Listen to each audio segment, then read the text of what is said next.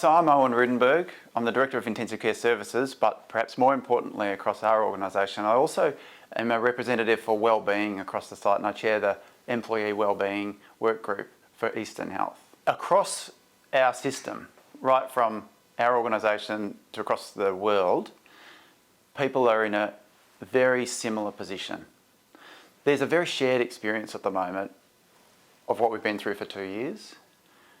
And that last 2 years has been universally experienced as traumatic. We don't always identify that experience as traumatic. And after you've been through a trauma, and for many people that trauma is ongoing, we have a process of trying to make sense of the trauma that we've experienced. That means for many people at the moment, we're in a place of transition. We're going from a period of profound trauma through to what must be our future at a time where we're trying to make sense of that last 2 years.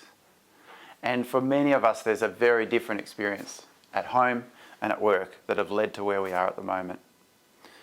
As we try and make sense of the last 2 years, we can come up with all sorts of rational explanations for the emotional position that we find ourselves in.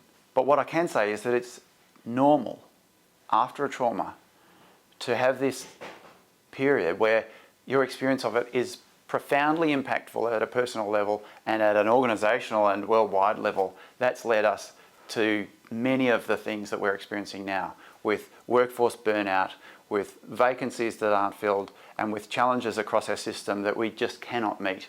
At Eastern Health, we've never before had so much attention paid to wellbeing. We've never before had so much investment, attention and intention to address wellbeing right down to the level of every individual employee. There are so many programs going on, I cannot name them all at the moment.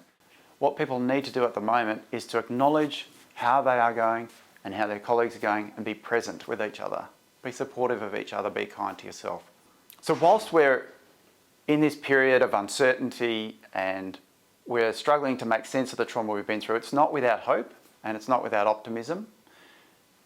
Because of my interest in this, I hear a lot of stories from across the organisation about many people and groups who've gone above and beyond just to help each other. I'm really impressed with Eastern Health's frontline workers who've been able to continue through this period in such adversity, to rise above some of those challenges and to support each other, because that's going to make the difference to being able to move on from the trauma.